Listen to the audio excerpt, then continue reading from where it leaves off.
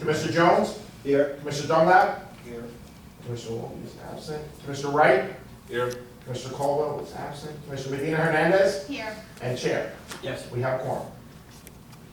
We have Pledge allegiance. Pledge allegiance to the flag of the United States of America and to the republic for which it stands, one nation, under God, indivisible, with liberty and justice for all. Notice of the meeting was given in the following manner. Notice of the meeting was transmitted to the Home News Tribune. Said notice of the meeting and a copy of the agenda were filed with the Office of City Clerk on September 20th, 2019. And said notice of the meeting and a copy of the agenda were prominently posted on the announcer board in the lobby of City Hall, 78 Bayard Street, at least 48 hours prior to the convening of this meeting.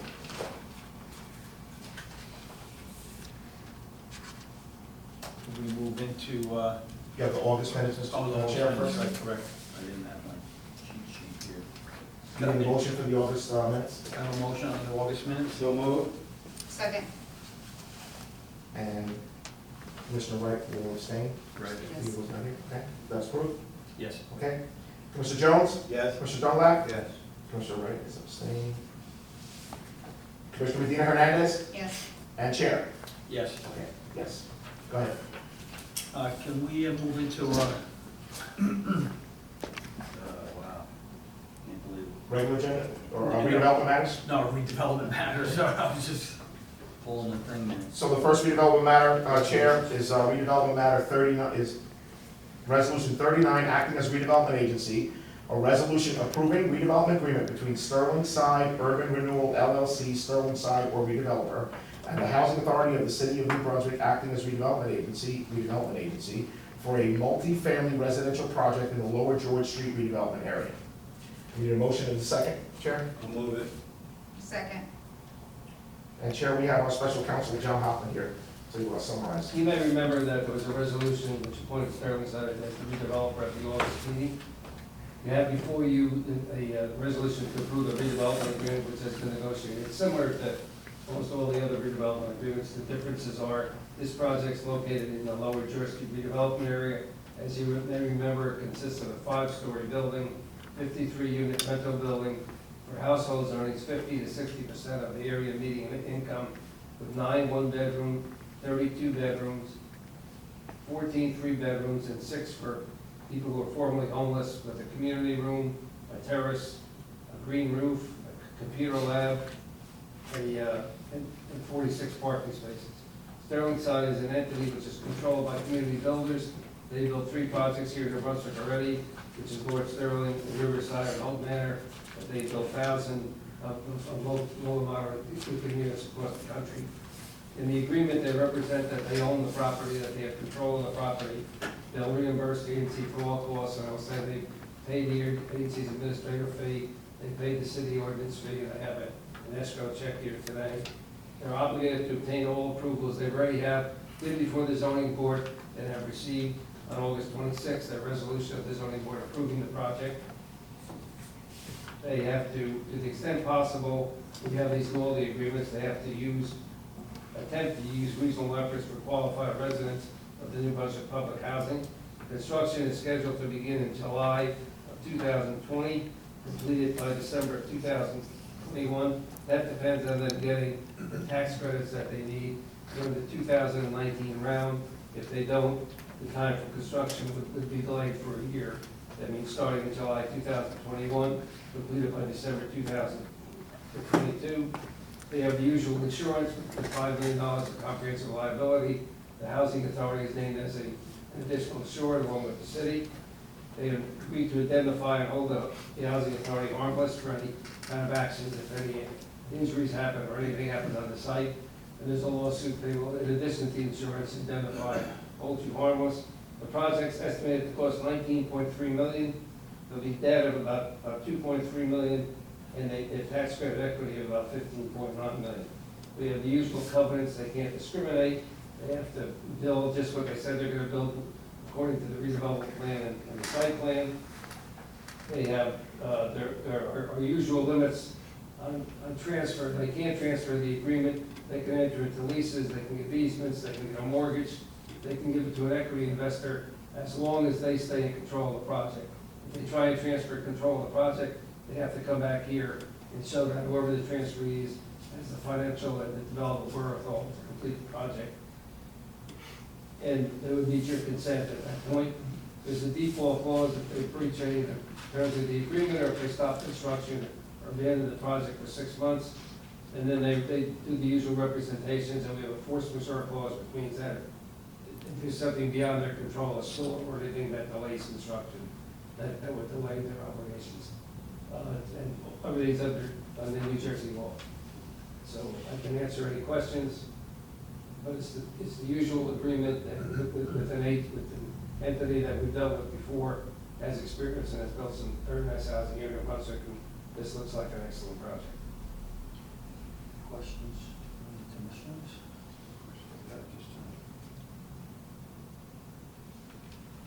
Any questions from the public on this one? Mr. Hoffman, I'm sorry, I'm new to this whole process, but you had said something in regards to homeless people living in here? They're attempting to have 6 of the units from, is it formerly homeless or? Yeah, so just to clarify, we'll be working with Coming Home Middlesex County to source tenants for 6 of the units from shelters. So Tremendous.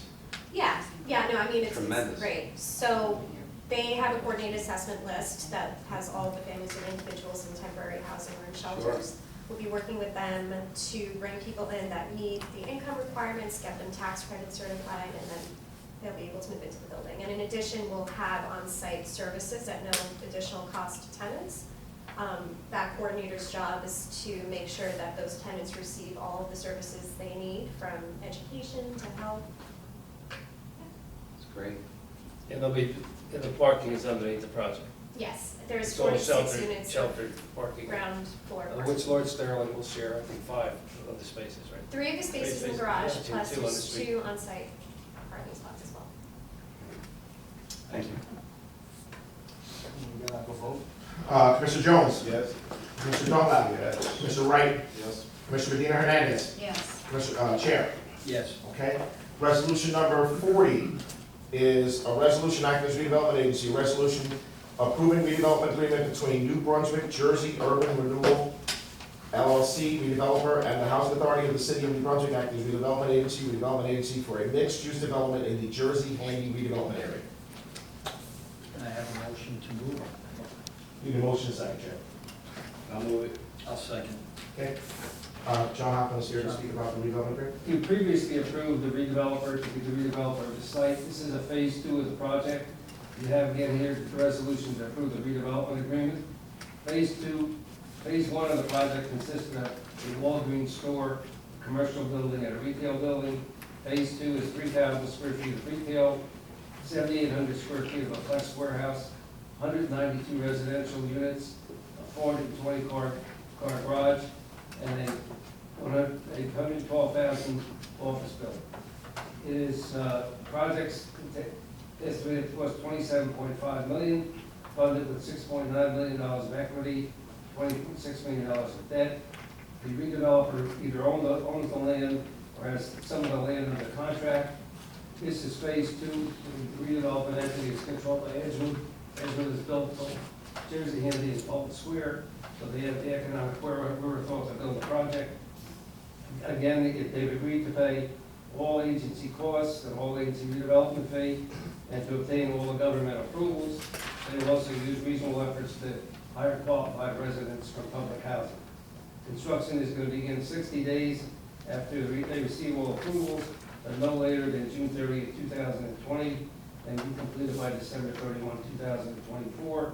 They have the same insurance that the other have, protecting the agency, the same indemnity, the same covenants. They can't discriminate. They have to build in accordance with the plan and their site plan approval. They can't transfer to an entity without your consent if they try and transfer the development portion of it. The same default clauses as I mentioned before, and the same force majeure. And again, this is under New Jersey law. This is phase 2 of the project, of which you know where the Walgreens site is. And Jersey Yeah, Avenue, Jersey. Yes, Jersey Avenue. Mr. Rice. That it's fenced in right now, that property is fenced in right now. A portion of The it. portion Portion of it that you're talking They have to acquire one portion where the residents are going to, they have that under contract, they own all the rest.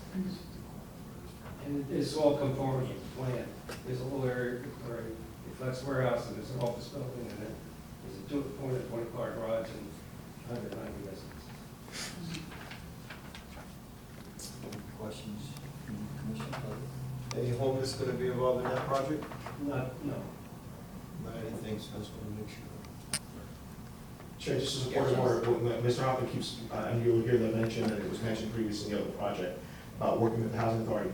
Some of you board members may recall, and you've seen in some of the actual literature, we give you a program called Section 3. I know Commissioner Jones is familiar with it too, the training component. Our Section 3 program is a program that has a resident initiative, starting with public housing residents, and then umbrellas, any resident in New Brunswick, and then any resident of Middlesex, in a tiered system. We coordinate that work with the redevelopers, and it's not just construction, it's also clerical staff or permanent staff that may be in the buildings. This building, for example, has a mixed-use component, as residential and commercial, so we would be working with the developer and the redeveloper not only to work with residents on potential construction components, but also with permanent employment. And it should be mentioned, the community builders had a big goal in their previous project when they did Riverside and Hope Manor of 10%, and they exceeded it. And we would expect them to work with us and continue to do that. It's a great program, but we coordinate it through our office here.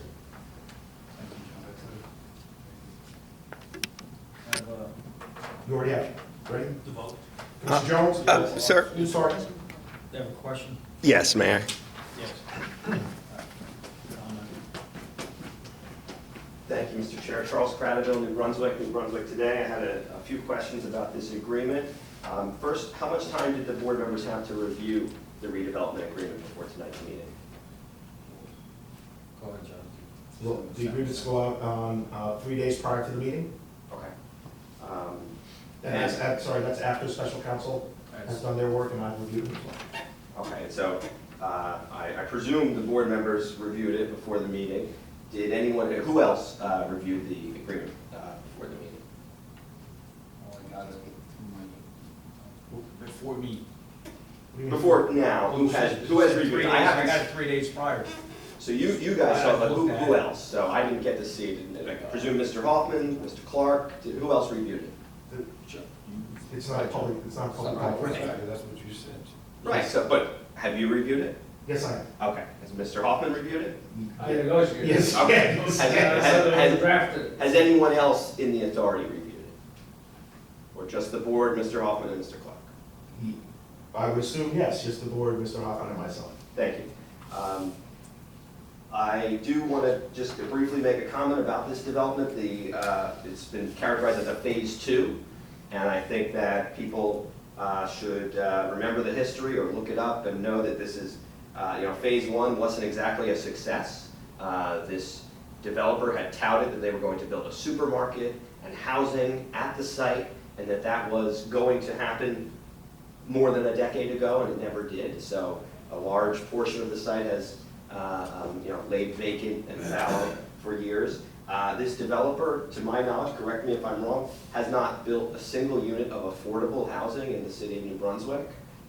This board's mission is to look out for low and moderate income folks, make sure they have housing in the city.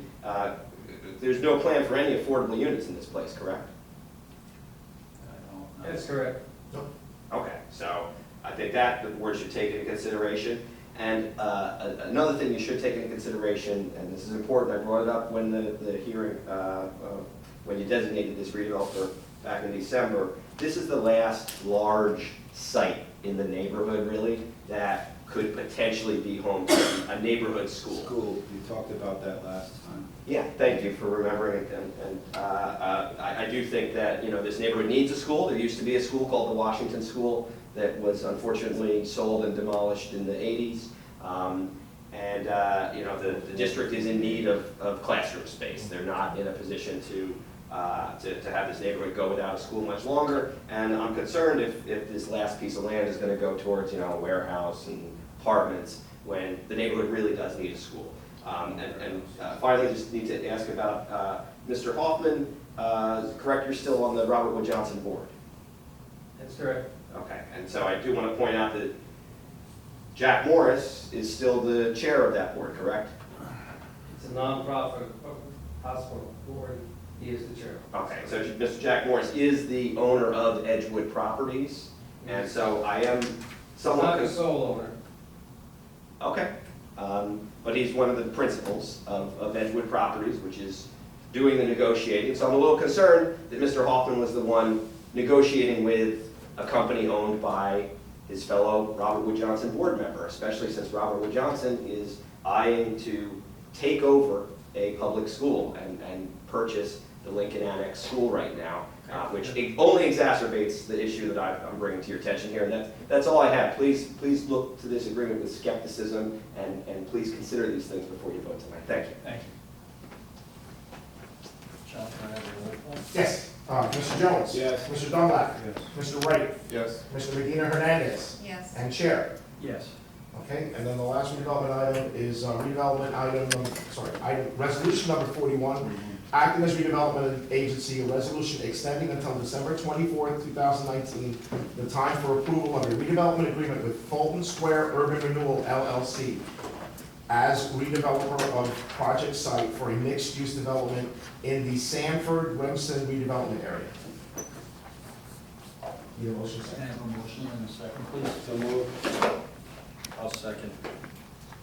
Chair, you may recall this was one of the agreements that we had extended time. We continue to work across the table with the redeveloper. They do plan on coming back with a revised concept plan and revisions, so we believe this is reasonable. Work with council on this as well to ask for this amount of time. Our hope is that they'll be back at the October meeting, depending on the planning board schedule, or the November meeting at the latest with a revised concept plan to be presented to the board in person. This would extend that time of the redevelopment agreement through December 24th. We anticipate on having a full redevelopment agreement prior to the date of that meeting. Thank you.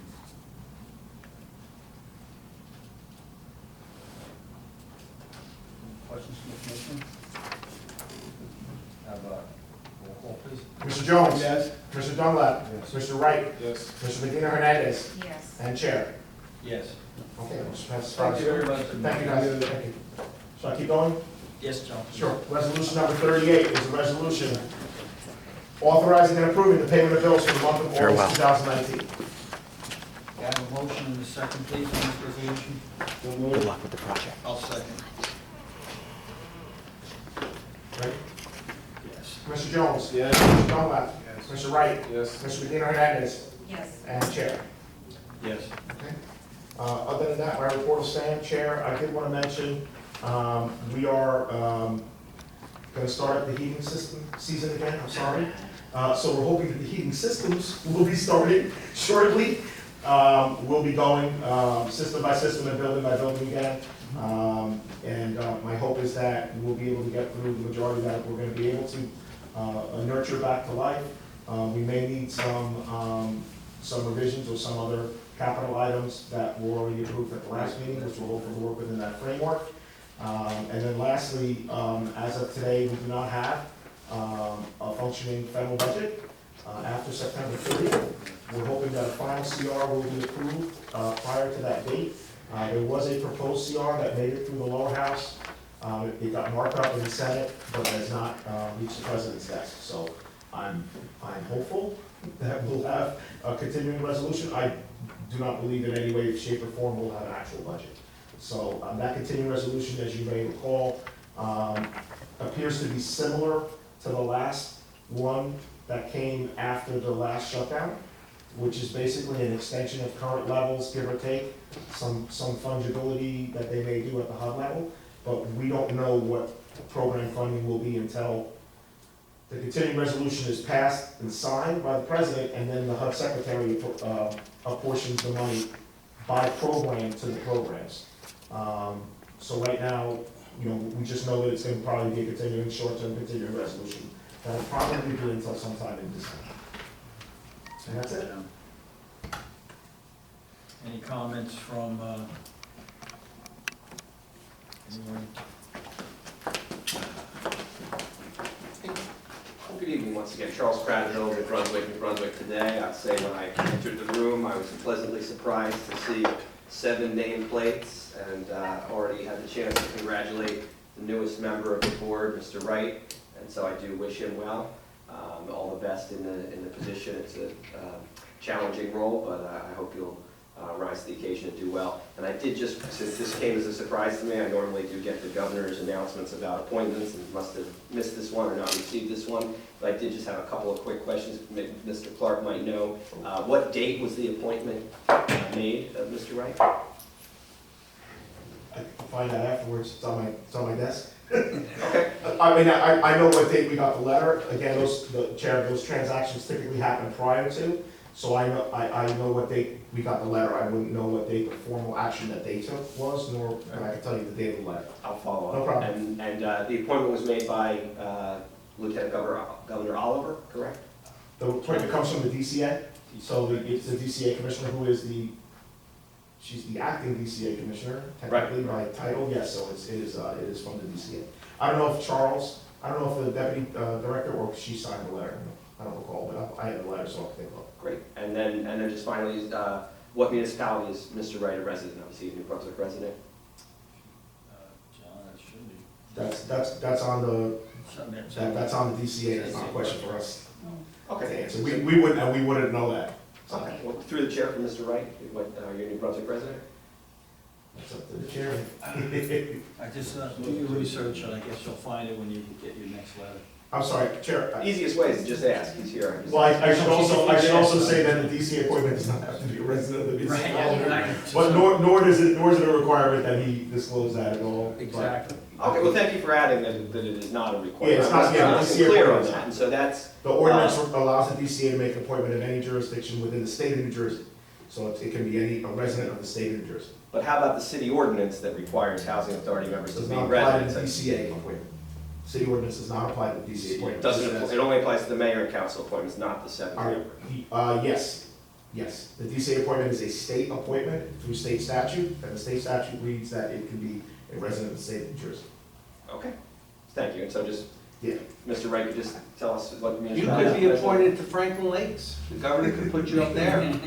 Wyckoff, Bergen County. Motion to adjourn. I love New Brunswick, but I just wanna learn what municipality is a resident of. It doesn't have to be a secret or a big deal. Comment, you made your comments, that's fine. Your time, business time, 5 minutes. Still not me. Okay, So so, you can keep rambling all you want. well, I'm not rambling, I just ask a simple question. What town is Mr. Wright a resident You wanna of? It's do it a like matter of a public 10 record, I'm gonna seconds. find out eventually, That's so what I'm saying, so why it not just go looks do bad your if research? you Looks won't bad. let him answer the question. Yeah, why not? He's right here. He doesn't have to answer the question. I appreciate that. I'll abstain on questions that are more difficult than this. I'm a townie. I live here, I'm from here. I was born at St. Peter's Hospital. Excellent. Well, thank you. I want to reiterate, I wish you all the best in the position. Thank you for answering my question. All the best. Okay. Well, I would like to welcome you to the board, Much appreciated. and if we have no other from the commissioners or anything, that motion to. Oh, sorry, just a matter of information, as you, I put the schedule in your Yes, I've seen that. forms, just realize that we're coming up on the holiday schedule, so that it's gonna change just a little bit for November and Right. December, because of the holiday schedule, and then we'll be doing the new schedule at the next meeting in October, so just be aware that that will also be coming out at that new meeting, and you'll see it in your packages for October. But the November and December meeting dates can change a little bit, just for your own information, and that's in the folders that I put out for you. Thank you. You're welcome. Can I have a motion to adjourn? So moved. I'll second.